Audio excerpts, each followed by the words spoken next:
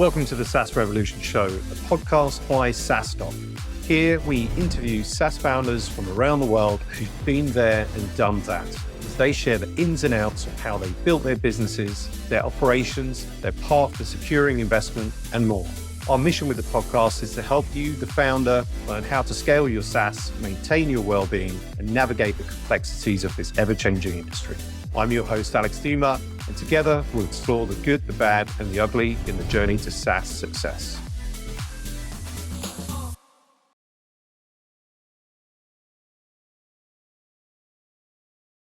Welcome back to the SaaS Revolution Show. I'm your host, Alex Theuma, CEO, founder of SaaStock. I'm delighted to be joined today by Matthijs Welle, who is the co-founder and CEO of Mews, also Europe's latest unicorn SaaS and fintech company. Well done and welcome, Matt, to the show. Thank you. Thank you for having me. Yeah, really great to have you on. Timing is good, obviously, with the news. So congrats on that. And I think, obviously, as we talk through and some of the questions on how you've built Mews to this, will hopefully paint that picture of what it takes, to build a unicorn company, and probably actually even especially in these times, right? Because not many companies or hardly any are being crowned unicorns like right now in what is a very difficult market. So any even more impressive achievement on that, and perhaps some comments around that as well. Matt, I always start, and we want the audience just to get to know you a little bit better. So I won't break the trend or tradition there. So I'd love to know, who is Matt Welle? I'm Dutch originally, and I'm as Dutch as you can imagine, from a Dutch village, typical Dutch family, caravan in the summers to France, and in the winter go skiing. But I think at the core, I'm a hotelier. I'm obsessed with hotels and great travel experiences, and that's naturally why our business is around hotels. But I think it was my fifth or sixth, I was 5 or 6, and we went to a hotel in Austria, and my mother could see my eyes open up like, oh my God, what is this heavenly place that you've just taken me to? And from that moment onwards, everything in my life led to me becoming a hotel manager, which obviously I feared of that path in the meantime, but the love for hotels is still there, very much so. You must obviously then have great insights in this, not only through that experience of being a hotelier and now having built Mews, right? And we'll obviously share in terms of what Mews does, but the clue is it's around hotels, right? SaaS for hotels. Quick question then, and I just thought of this, and this may be my own curiosity, but I'm sure the audience would like this as well. What's the best hotel or your favorite hotel that you've ever visited? So last year, because I got married, and then someone gifted me the best gift ever, which was a holiday to Amman Hotels. Yes, yeah. And they're this really high-end luxury hotel, but very private. It's not, it's not in your face like a W would be, with lots of young people trying to be, really cool. I just really needed to get away from the business, and we booked this beautiful Amman in Thailand, and the experience on the service side was just, I've never experienced that level of service, the training that the people had, and they didn't lose their genuine will to deliver great service. And that really that ruined me for life, because now every time I go into a hotel, which is every week, I'm like, well, it's not the Amman. Yeah. Oh, I guess they say once you travel business, right, it's really hard to go back to economy, and it would be the same in this instance. So good stuff. Good to know. And so tell us then, I guess kind of quickly, what does Mews do, and what's the founding story behind it? Yeah, so we're basically, you walk into a hotel or a lobby, and then the first thing you normally do is you look for a reception desk, and then you queue up, and then you get ignored by a receptionist who's typing in data, and then you get to the front of the queue, and then they take your data and they start typing it into a system. And we hated that. We didn't want that. And I came out of that world. I came out of an 800-bedroom hotel, and all we did was check in, check out. Welcome to the hotel, passport and credit card, and I'll type your data into the system, and then off you go. Here's a key, and go to the room. And when I met Richard in Prague, we were both living in Prague at the time. He was building a hotel, and he was designing it, and he's like, I hate the reception desk. I hate that concept of this big marble block towards really human interactions. And he's like, I'm just not going to buy it, and I'll figure out what I'm going to do when we get there. And the closer he got to the date of the opening of that hotel, the more nervous he got, because he's like, I've looked around, there just isn't anything. And he's like, what is Hilton doing? And I was like, nothing, it's awful. Like everything is on premise. There's a server in the back room. Credit card data is lying loose on pieces of paper in the back office. It's absolutely insane what I'm seeing. And that was really for him to pitch to me to leave my job and to help him build the next generation system for hotels. And idiots as we were at the time, we were young and we had no idea how complex this was going to be. We just stupidly started building, it's called a PMS, the worst acronym in the world. We started building a PMS and everyone's like, you guys are insane for doing this because you don't understand how complex this challenge is. 3 years later, we figured out that it was really, really hard. But, we were so far down the road that we're like, let's just keep running at this. Yeah, no, I mean, great that you've built that. I'm sure, I haven't looked through your list of customers, but I'm sure we stayed at a hotel in the past that probably is running such a thing. I had a really bad experience. I think it was a couple of years ago. We managed to find a window of opportunity during COVID to have a holiday, a summer holiday, and it was I want to say it was in Corfu, but it was a 5-star hotel. I won't mention the name. And we'd been traveling most of the day, driving to the airport, waiting, and then, taking the flight and then driving to the hotel because of the time difference, arriving like pretty late. When we got there, I think it was almost like an hour wait to actually like get into the room and all the information that they required and the passports and sit here and have some water and do that. It was like, that was not the experience that I was looking for. And it really kind of put me on the back foot. And actually, I don't think they really kind of fully recovered from there. And the thing is, a lot of hoteliers, when we come in with our story, they're like, oh, great, you're going to automate the hell out of our hotel. And then we're going to have even worse service. And it's like, your service isn't great to begin with. So let me help you automate at least the tech piece so that these people are not looking at screens, but then you need to teach them how to be a great hotelier. Like, we'll give you the time back from these employees, but you've got a job to do to make sure that people genuinely want to create service. So there's definitely this misconception of Mews is going to come in and then we're going to just take out employees. I'm like, no, that's not. I love hotels. I love great service. It's just we need to create space for that. No, definitely. And what year did you found the company? 2012. 2012. So I joined in 2013. So Richard started about a year before me. Mm-hmm. And the first idea was really to create this app that guests can use to explore the destination. But he really got stuck once you get close to the opening. I'm like, yeah, but what's the system you use to run the hotel?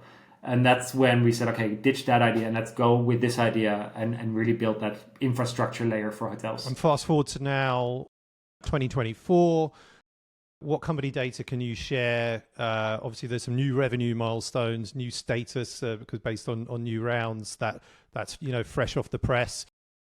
Headcount, funding, all of that, customers and so on. So we've got about 5,000 hotels live on it today. So we do really well in Europe. If you look at, for example, the Netherlands, 1 in 4 rooms is run by Mews today. US is a big growth market for us, North America actually. So we're 950 employees today and we're growing by about 40 people every single month. So we're really on a growth path. When the rest of the industry is pulling back from growth, we're actually like, no, there's such an opportunity in hotels. We're seeing and we're grasping. Our revenues have now hit our net revenues because we have a mix of SaaS and payments is the majority of the revenues. So we now hit about 100 million net ARR. So we're really hitting that magic milestone that many SaaS companies are kind of aspiring to hit. And we've gone fully remote post-COVID. Like, I was always a believer of everyone in the office, I want to see you. And I'm like, no, that's clearly not what employees want. And we're leaning into becoming remote first. So these 950 employees, I genuinely couldn't tell you where they are. Like, I know kind of grand numbers of countries where we've got lots of employees, but I actually don't know where in that country people are based. And I'm like, and it's good. Yeah, it's working. You don't care. Like, I mean, could they be traveling the world and it doesn't really matter as long as they're doing their job? Yeah. As long as I can legally compliant, hire you in a legally compliant way. So we've got entities in most European countries now, so we can employ people. We employ them through employee of records in countries where we can't. So, and as long as we can do it legally, I'm like, great, let's just find the absolute best talent out there. And we've seen a much better diversity now in hires than we were able to do. If I said, in Amsterdam, I can only hire in Amsterdam, you're very limited into the diverse talent pool that you can access. Whereas now we're like, find me a really diverse talent pool, and the recruiters do an incredible job of that. And you've just announced a new funding round. Can you share what round that was, how much it was? What does that take to, your current total funding from the VC side? Yeah, so we've not raced in that big bubble that happened over COVID because our industry was closed, and we closed our Series C at the end of 2022, which was basically we went to market when every investor was closing their wallets and no one was interested in investing, and we're like, we need investment because we need this growth. So we closed a round recently, but the existing investors are seeing such success in the efficiencies that we're having in running this business, and really the space of on-prem moving into the cloud, which is just, it feels like this old story, but our industry is so far behind that it's mostly existing investors that are basically following on saying, run faster because there's such an opportunity right now in this market. So we're bringing in $110 million additionally to what we have on the bank to accelerate the growth. And we've done a number of acquisitions. We've done 8 acquisitions in the past to accelerate that as well. So this gives us more of that bandwidth to just get more aggressive and making sure that we liberate hotels around the world from their legacy tech stack. What we want to talk about now then is obviously based on this latest funding round, based on the fact that you guys have just crossed 100 million and are pretty much, unless anyone in the last couple of days has also been crowned a unicorn, are the latest, unicorn SaaS company in Europe, perhaps the first also in 2024. I certainly can't think of any others because, as we say, it's a tough market. Certainly in the growth market, not many investors are investing, and not many companies are having good enough metrics to really kind of get the VCs to open their checkbooks. So we want to talk about how you've built to Mews to unicorn status, right? But we'll start at the early stage again, thinking about our audience. So really kind of take me back to that first million in revenue. So you were founded in 2012. How long did it take to get to $1 million? Like, what were the things that you needed to do or did to get there?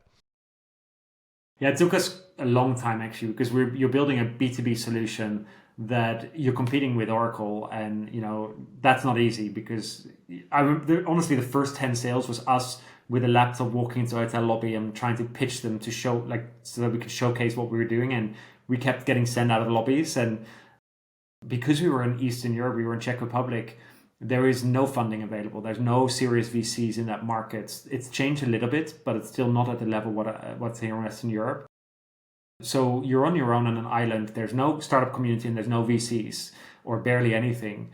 And we just kept getting no's. And every time we talk to a VC in Czech Republic, they're like, yeah, stop doing this hard thing. Do this one feature. And we're like, we can't do that nice feature, like an online check-in. Like, we can't do that unless the infrastructure layer is fixed for hotels. So after 3 years of literally having no cash, we got to a point where we hadn't paid our developers for 3 months. And we're like, okay, this needs to change. And we're like, right, I'm Dutch. Let's just go to the Netherlands and figure out if we can pretend we're a Dutch company instead. And then once we got our first €1 million investment, which was about 4 years into the journey, that really transformed, because suddenly you can make bolder decisions. Because in the early days, when you have literally no cash, it's just me, Richard, and a few developers running around the world doing everything. Yep. And once we got that cash, we started hiring a few people, and we professionalized to some degree what we were doing. It's definitely not at the level it was at a few years later.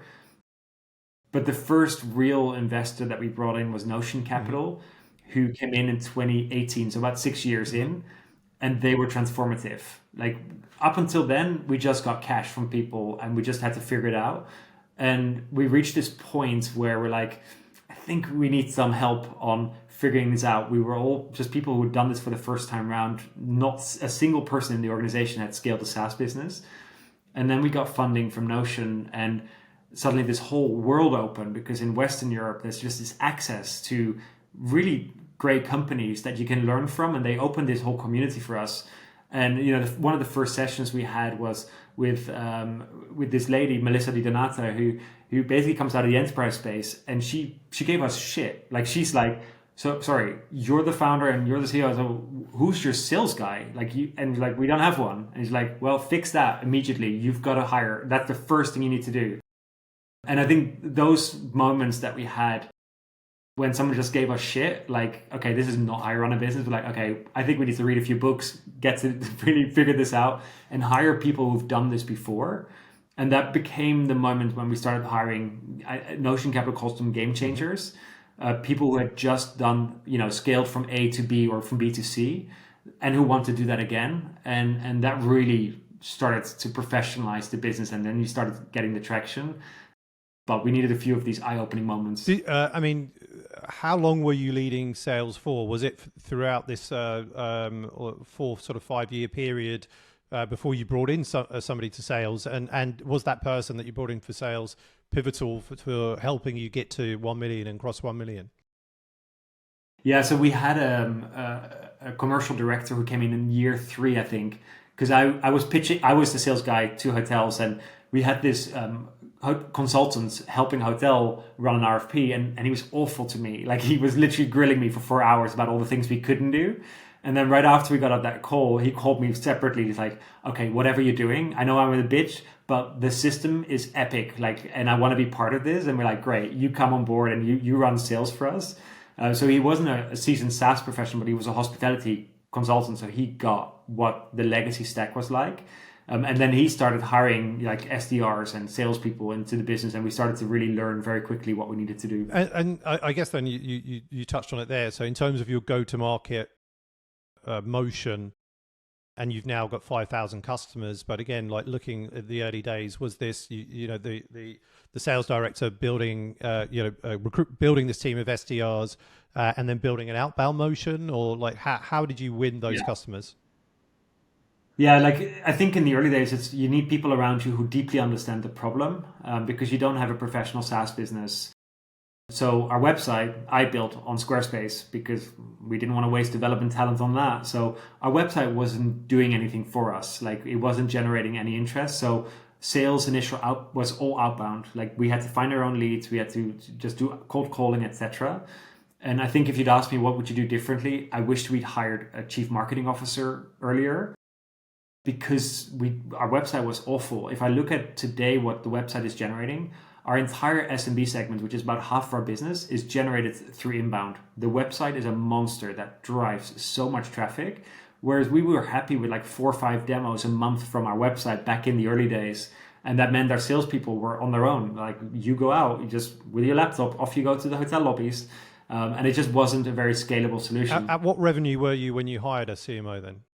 It was only 2019 when we hired a professional CMO. So we've definitely had marketing leaders, but again, these were startup leaders who really hadn't built a scalable engine. And we brought in our current CMO, Leah, who had done that for multiple companies. And I remember her coming into the interview, and she was like, "You guys have no idea what you're doing." And she just gave us, it's a theme of my life. Someone comes in and gives me shit, and it's this wake-up call that I have. I'm like, oh, great, you do it then. And we hired her on the spot, and she's been transformational the last 4 years for us. I mean, that's great. And also, you hired her in 2019. She's still in the role, because I think the CMO, it is one of the toughest roles. I hear anecdotally, certainly from a 10-year perspective, because typically they're maybe something like 18 months that CMOs will typically stay in a job. So quite a hard one. Yeah.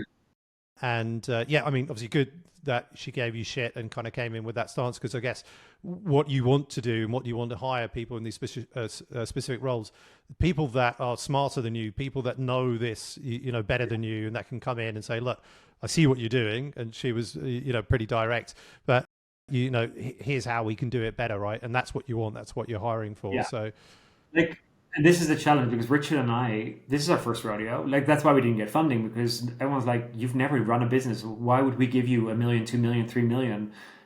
And we're doing pretty well so far. And I think our investors are happy with what we're doing. I think so now. So, yeah.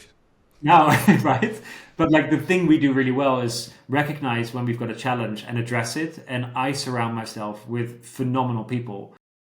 I'm not afraid of hiring people that are smarter than me around me, because I'm not always the smartest person. I have more context than anyone else, but these people lift me. Yeah. And I think the best managers do that. They just find phenomenal talent and then trust that they are not going to be fighting for your job. They'll actually lift you and show you for the manager that you are. 100%. And obviously hiring people that lift you and that are smarter than you is definitely a key lesson or requirement in scaling a business.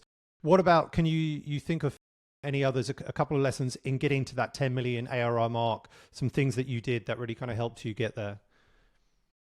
So definitely the CMO was one of the big things that we needed. But also, I remember the very early days when at some point one of our developers said, we should have a product department. And we're like, what's a product department? And we read this book, the Marty Kagan book, effectively. And we're like, yeah, this is what we're missing, because it was me and Richard drawing on a whiteboard what the kind of UI needed to look like. And then we went straight to code. And then we recoded 5 times before that feature really was working. So getting a product department set up was one of the things that was quite pivotal, because suddenly we weren't coding things 5 times. We did it the right way around. So that was definitely one of those big eye-opening moments that we had. At some point, there was this moment of, I had this headache that wouldn't go away. And the doctor was like, yeah, because you work 7 days a week and you can't run support 24/7 for the company. You have to outsource certain things. And it was this realization that you need to hire people to do jobs for you. Otherwise, you burn yourself out along the way. And that's definitely one of the lessons that I'm learning as I'm scaling up, that you have to recognize when you're doing something repetitively that is stupid, you find someone who can automate that piece so that you can step away and step up to the next challenge.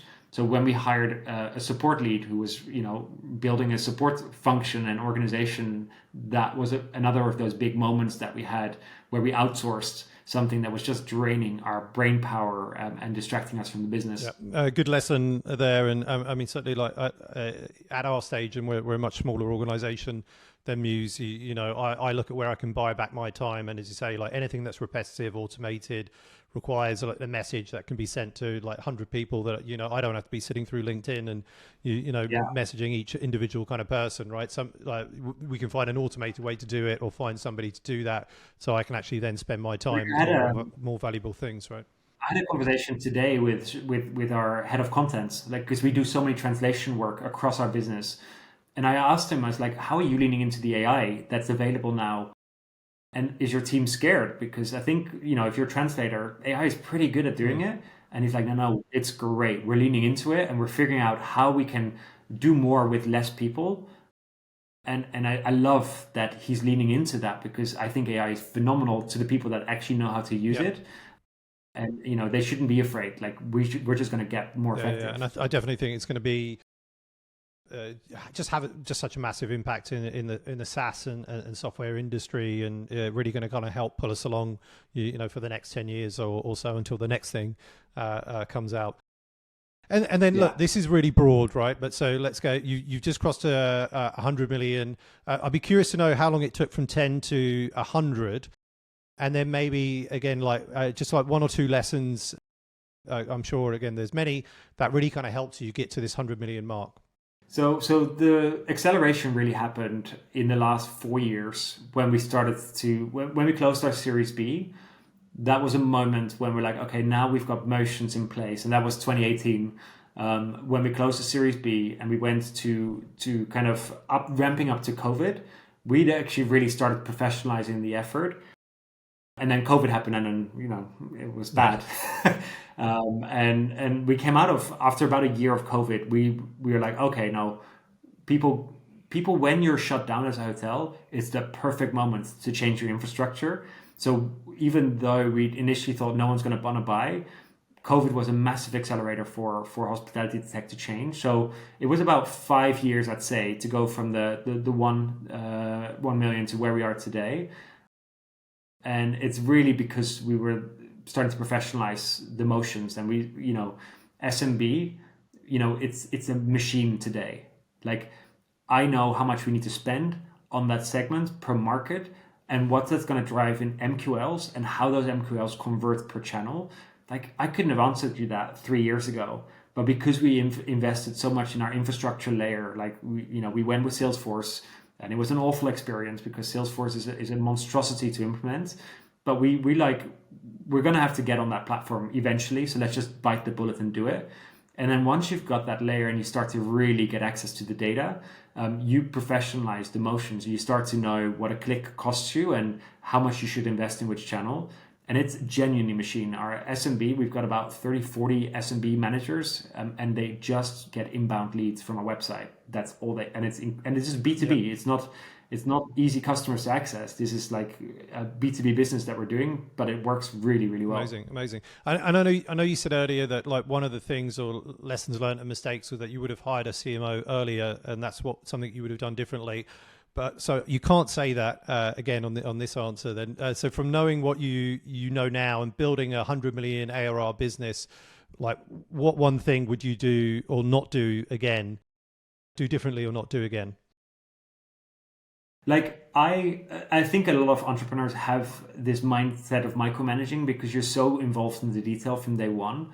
And I didn't recognize when I was drowning because of my micromanagement tendencies. And I had a coach a few years ago who made me very aware of this. And now I'm hyper aware. When I recognize when because at some point you become a manager of managers and you just cannot be quality assuring the system anymore. And I miss it because I'm really good at it, but it's a waste of my talent. And it's recognizing at which point of your journey you're a manager of managers and to pull away from those entrepreneurial tendencies, which is micromanagement effectively. And I think that was a real moment that I waited too long, and it caused a lot of friction in our teams. And often what would happen is if I didn't get a rapport with a leader, I'm like, right, I think I have no trust. And I start micromanaging that department. And my coach is like, you see what you're doing. You're working out that leader and you're not setting them up for success. Pull away from it and call them and saying, right, I recognize that I'm micromanaging and that's a bad behavior. What can you do to improve this relationship so that you give me information that calms me down? And that has been a transformational moment in my personal development. Awesome. Thanks for sharing those things. We're going to move into the quickish fire round now. So what one thing has moved the needle the most for you in your career? Growth mindset. Really, really constantly allowing myself to be really uncomfortable. What's the best advice you've ever received? I don't believe in advice. I listen to it all and then I do the thing that I know is right for my business because no one understands my business. So listen to the advice and then do your own thing. What about the biggest failure you've made and lesson learned? I'd say in hindsight, I don't have a very balanced work life, and it impacted my social life. And I don't yet know how to recover my social life, but that's definitely one of the areas that I'm failing in. Matt disappeared, and then nobody's responding on WhatsApp anymore. But hopefully it will recover. Hardest thing about being a CEO?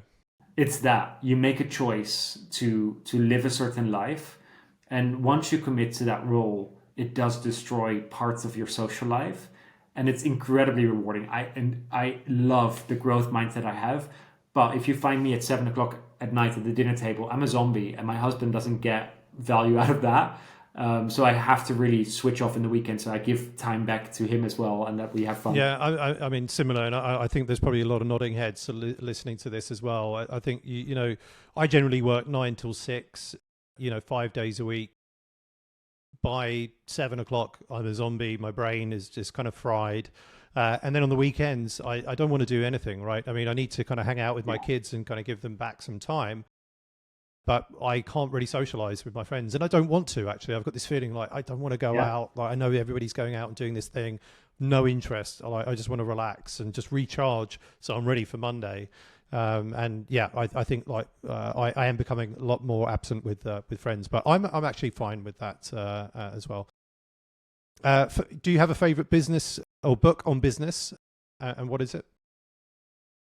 No, not a favorite. I think it's just keep reading. I think that's the biggest thing. Like now I'm reading about these Navy SEALs and extreme ownership because I'm like, that's an issue that we're dealing with in our business. So right now that's the one I'm reading. Is it my favorite book? No, I don't really like reading about Navy SEAls, but it's in the moments of what's happening in Mews, it's really relevant. So I always pick a book that's relevant to the challenge. Is that the Jocko Willink one, or is it another? Yes, it is. Yes. Yeah. Not bad. So I think that was a quick fire round. Congrats on passing that. Matt, also congrats on being Europe's latest, maybe only unicorn in 2024, but I doubt that will be the case. Hopefully there'll be many more. I hope not. It would be a depressing picture. It would be. Where can people find you if they wanted to reach out, ask any questions, and where can they find Mews online? Go on LinkedIn. if you follow me, I am active. I have a very strong voice on topics that I care deeply about. So LinkedIn is the best place to find me. Mews.com. We were able to buy that domain. It took us a few years to convince there was a restaurant in Maine that had that domain, and we literally had to go to this restaurant and fly there and offer them a lot of cash to get a domain. But we finally own it. So Mews.com. Can you share how much you offered them? 200K, which at that time was a big spend for us. Yeah, no, definitely. Well done on getting that and everything that you've built and will continue to build. Thanks. Going against against the grain of the difficult market and finding that growth. So a real achievement. So Matt Welle, CEO and co-founder of Mews, thank you so much for joining the SaaS Revolution Show and sharing with the SaaStock community. Thanks for having me.